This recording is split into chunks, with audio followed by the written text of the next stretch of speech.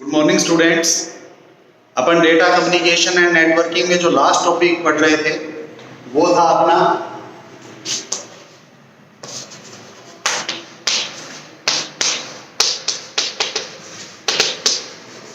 Analogue to digital signalling.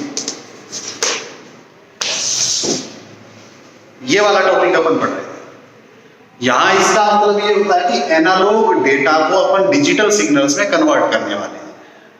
We have to convert analog data into digital signals. It is a step-by-step process, or we can say it is a phase-by-phase process. ये चरणबद्ध रूप से किया जाता है, एक के बाद एक अलग अलग स्टेप्स होते हैं जो इम्प्लीमेंट होते हैं, उनको अपन अप्लाई कर देते हैं डायरेक्ट। वो जो इम्प्लीमेंटेशन होता है वो किस प्रकार से होता है? सबसे पहला जो काम होता है वो कहलाता है अपना PAM, जो अपन ने लास्ट लेक्चर में पढ़ा भी है, pulse amplitude modulation.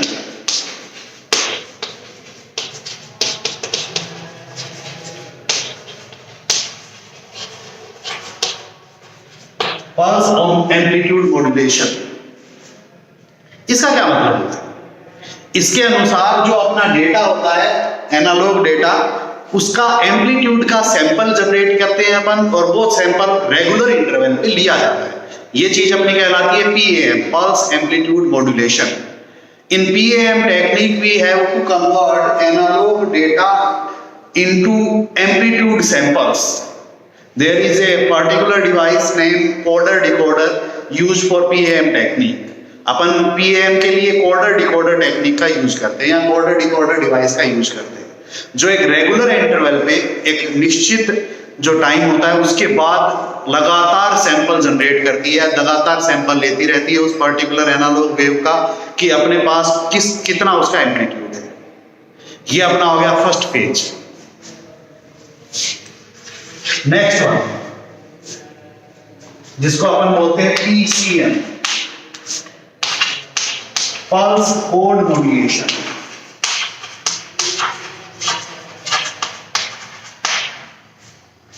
Pulse code modulation क्या होता है? ये वो टेक्निक है जिसमें ये सबसे पहली चीज, after we completing PAM technique we receive amplitude samples at particular interval.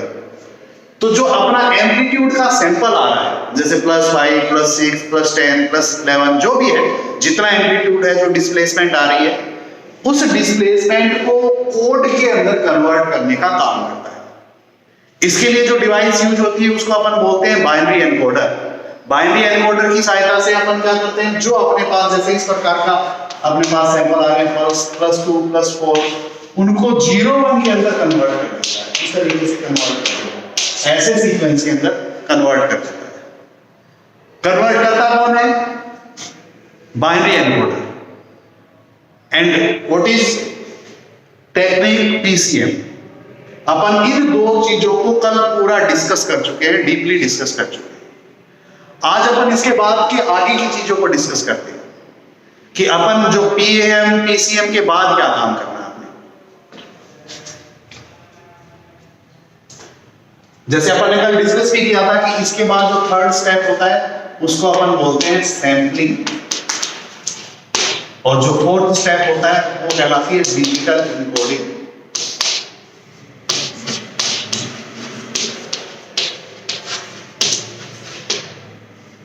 Today we will discuss sampling and digital encoding so that we can complete our whole process, which means analog data to digital signal conversion.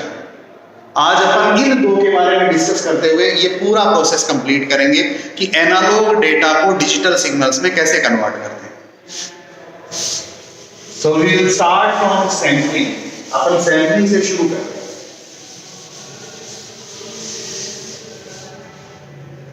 देखिए sampling क्या होता है, नाम से स्पष्ट हो रहा है। सैंपल्स जनरेट करना, किसी भी पर्टिकुलर टाइम इंटरवल के ऊपर अलग अलग प्रकार के सैंपल्स को जनरेट करना सैंपलिंग प्रोसेस कहलाता है। कैसे करते हैं अपन सैंपल्स, किस चीज के सैंपल्स और क्या सैंपल्स, ये तीन चीजें अपन इसमें डिस्कस करेंगे। Which sample we have to convert, from where we can convert samples, and by using which technique, इन 3 चीजों को अपन असाइन करते हैं। There is most important thing is sample. सबसे इंपॉर्टेंट चीज इसके अंदर आती है सैंपल्स क्या होते हैं। सैंपल्स अभी तक अपन ने किया क्या है, अगर अपने को ये चीज समझ में आ गई कि अभी तक अपन ने क्या चीज डिस्कस की है, तो अपन आराम से डिफाइन कर सकते हैं कि सैंपल्स क्या होते हैं या किस तरीके से डील करते हैं। देखिए अपन ने शुरुआत की थी एनालॉग डेटा से, जो कि इस प्रकार का होता है, that is something like that. PAM technique यानी पल्स एम्पलीट्यूड मॉड्यूलेशन टेक्निक में क्या हुआ, जो अपन ने सैंपल लिया था, जो अपन ने अलग अलग प्रकार के सैंपल लिए थे रेगुलर इंटरवल पे, उनको अपन ने जनरेट किया। जैसे यहाँ पर +2 हो गया, +4 हो गया, +9 हो गया, +14 हो गया, इस तरीके से। इसका जो रिजल्ट आया था वो क्या था, इस तरीके से +2 +4 +8 इस तरीके के सैंपल जनरेट। उसके बाद सेकंड जो अपन ने काम किया था कि ये जो सैंपल्स थे इनको अपन ने 0-1 फॉर्मेट के अंदर अप्लाई किया, इस तरीके के फॉर्मेट में। जैसे +2 का ये बन जाता है, ऐसे अपना +4 का बन जाता है, इस तरीके से अपने सैंपल जनरेट होते हैं। तो यहां तक अपने पास इस चीज से होते हुए अपन इस मटेरियल तक पहुंच चुके हैं। अब अपने को यह डिफाइन करना है कि सैंपलिंग क्या होती है। Sampling means it's simply a raw material which we provide for digital encoding. अपन कितना रॉ मटेरियल प्रोवाइड करवाएं कि अपना डिजिटल एनकोडिंग, मतलब जो अपना एनालॉग डेटा है वो बिना टूटे हुए या कॉन्टिन्यूअस मैनर के अंदर लगातार वो डिजिटल डेटा के अंदर या डिजिटल सिग्नल्स के अंदर कन्वर्ट हो सके, उसके लिए अपने को एक लिमिट बनानी पड़ती है। और वो वाली लिमिट अपनी क्या कहलाती है, सैंपलिंग कहलाती है। और उसके लिए अपन एक चीज डिफाइन करते हैं जिसको अपन बोलते हैं सैंपल रेट, कि ये जैसे अपने पास बिट है 1 2 3 4 5 6 7 8 9 10 बिट, सपोज, तो ये 10 बिट अपन ऐसी कितनी 10 बिट या ऐसी अपन कितनी बिट्स को 1 सेकंड के अंदर सैंपल के रूप में जनरेट करें, ताकि अपना डिजिटल सिग्नल जो है वो कॉन्टिन्यूअसली हो सके, सतत हो सके। सतत का मतलब अपने बीच में ब्रेकेज ना आए अपना, चूंकि यहां पर सबसे इंपॉर्टेंट चीज होती है टाइमिंग। वो जो टाइमिंग है वो हमेशा बनी रहे, उसके लिए अपने को ये काम करना है, उसके लिए अपने को ये वाला कॉन्सेप्ट अप्लाई करना है। अब वो क्या होती है, वो अपन डिफाइन करते हैं सैंपल रेट की सहायता से। एक फॉर्मूला होता है, एक थ्योरम है नैक्विस्ट शेनन थ्योरम, उस थ्योरम को अप्लाई करते हुए अपन हमेशा सैंपलिंग करते हैं। Sampling means we have to decide a sample rate for continuous digital signalling. लगातार डिजिटल सिग्नलिंग के लिए अपन जो सैंपल है उसकी रेट डिफाइन करते हैं। And what is that rate, वो जो रेट होती है वो किससे परिभाषित होती है, that rate must be defined by Nyquist Shannon theorem.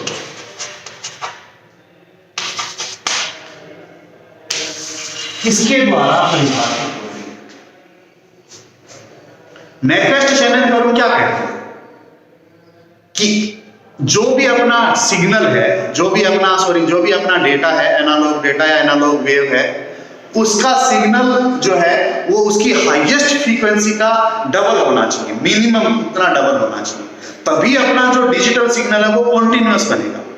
What does this means, A Nyquist Shannon theorem provide that any particular analog data which we have to convert in digital signals must have a sample rate of highest frequency, twice of highest frequency in per second.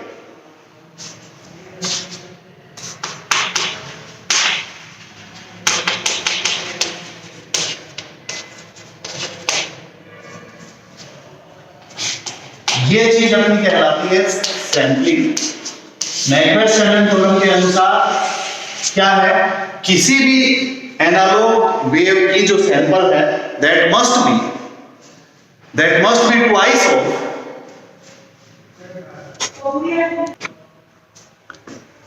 Be twice of highest frequency of that particular wave for example, जैसे अपन इसको example की सहायता से समझें,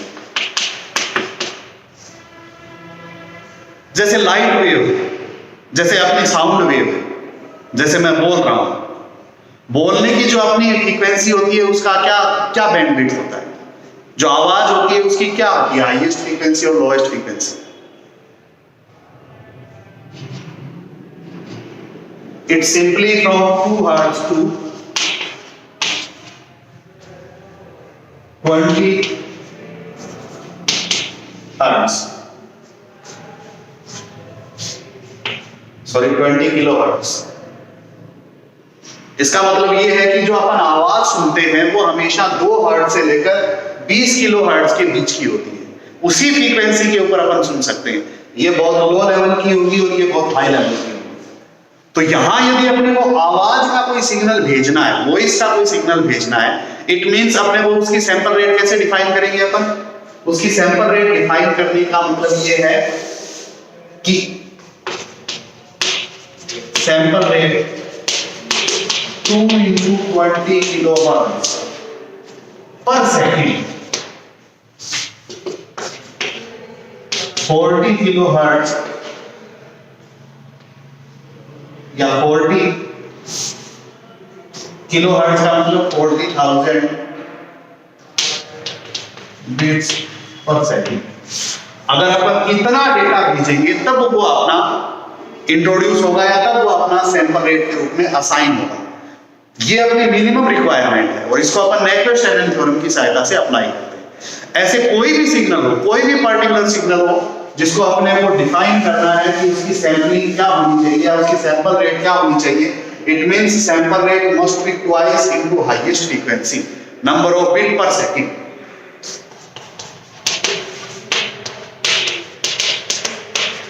ये minimum standard है, इससे कम नहीं चलेगा। अगर इससे कम होगा तो जो सिग्नल है, जो डिजिटल एन्कोडिंग हो रहा है, उसमें ब्रेकेज आ जाएगा और अपना जो टाइम इंटरवल है वो मिसमैच हो जाएगा, सिंक्रोनाइज नहीं रहेगा।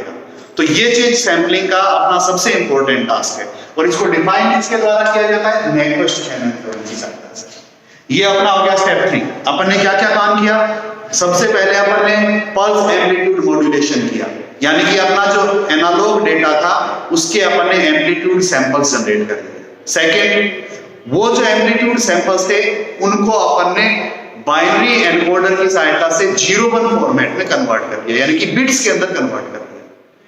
तीसरा जो क्वेश्चन आता है, तीसरा जो अपन ने स्टेप किया है वो ये है कि जब अपन ने बिट्स कन्वर्ट किए हैं उनकी मिनिमम संख्या क्या होनी चाहिए एक सेकंड में, जिससे अपन सैंपल्स को डिफाइन कर सकें या जिससे अपना कॉन्टिन्यूअसली डिजिटली इनकोडिंग होता रहे, अपना जो वेव है वो जाती रहे, उसके बीच में ब्रेकेज ना आए।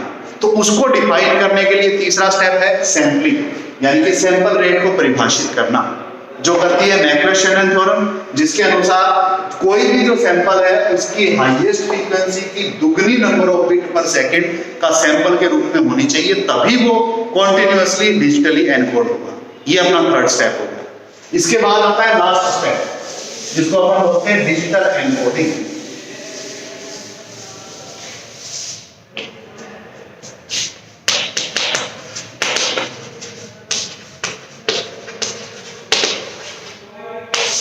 डिजिटल एनकोडिंग, डिजिटल एनकोडिंग क्या होता है? अपने पास देखिए, अपन जो continuous step by step process कर रहे हैं, अपने को पता होना चाहिए कि अपने पास रॉ मटेरियल क्या है, मतलब अब अपने पास इनपुट के रूप में क्या है। पीएम टेक्निक यानी पल्स एम्पलीट्यूड मॉड्यूलेशन टेक्निक में अपने पास क्या था? उसके अंदर अपने पास था एनालॉग डेटा। आउटपुट क्या आया? Amplitude samples. पीसीएम टेक्निक में इनपुट क्या था? जो पहले का आउटपुट था पीएम का, यानी कि एम्पलीट्यूड सैंपल्स। आउटपुट क्या आया? Bits 0-1 format. अब तीसरा है सैंपल रेट या सैंपलिंग जिसको अपन बोलते हैं। उसमें अपन ने क्या किया? 0-1 को एक साथ एक पर्टिकुलर फ्रेम के अंदर अपन ने बांध दिया, जिसको अपन ने डिफाइन किया मैक्लॉड-शेनन थ्योरम के रूप में, और वो वाला अपना कहलाता है सैंपल। एक पर्टिकुलर रेट निर्धारित कर दी, दर निर्धारित कर दी कि ये जो सैंपल है ये 1 सेकंड में इतने जनरेट हो रहे हैं। अब वो जो 1 सेकंड में 0-1 जनरेट हो रहे हैं, उनका अपन डिजिटली कन्वर्जन करते हैं। डिजिटली कन्वर्जन करने का मतलब अपने पास जो इनपुट है वो इस तरीके से, ये वाला कॉन्सेप्ट। इसको अपने को डिजिटल एनकोडिंग के माध्यम से या डिजिटल एनकोडर के माध्यम से वेव फॉर्मेट के अंदर कन्वर्ट करना है। वेव फॉर्मेट में अपन कैसे कन्वर्ट करते हैं, जैसे अपन ने पहले किया था।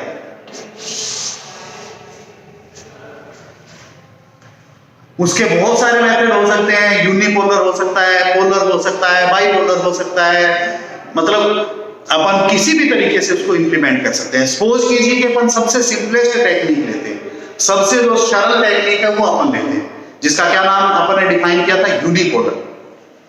काम क्या करता है यूनिपोलर टेक्निक, एक मिनट में थोड़ा फेस कर देता हूं इसमें। ये अपना इनपुट है, ये अपना रॉ मटेरियल। ऐसा अपने पास 40,000 बिट होंगी अगर अपन वॉइस के बारे में बात कर रहे हैं, और ये अपने को आउटपुट करना है इस तरीके से।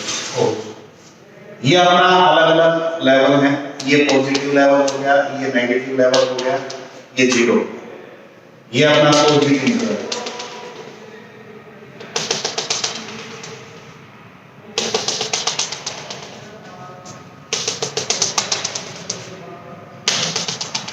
हम 5 बिट का एक सैंपल ले रहे हैं, सपोज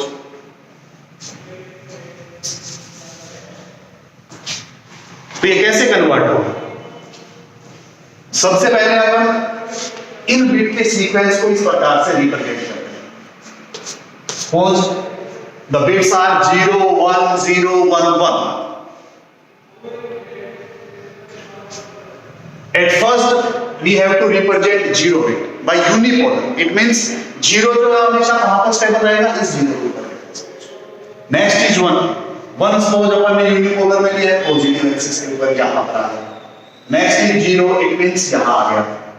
उससे अगला 1 है, इसका मतलब फिर से पॉजिटिव एक्सिस पे चला गया। फिर से 1 है, इसका मतलब फिर से पॉजिटिव एक्सिस पे चला गया। इस तरीके से कॉन्टिन्यूअसली रन करता रहता है, इस तरीके से कॉन्टिन्यूअसली वर्क करता रहता है। तो ये अपना क्या आ गया, डिजिटल सिग्नल।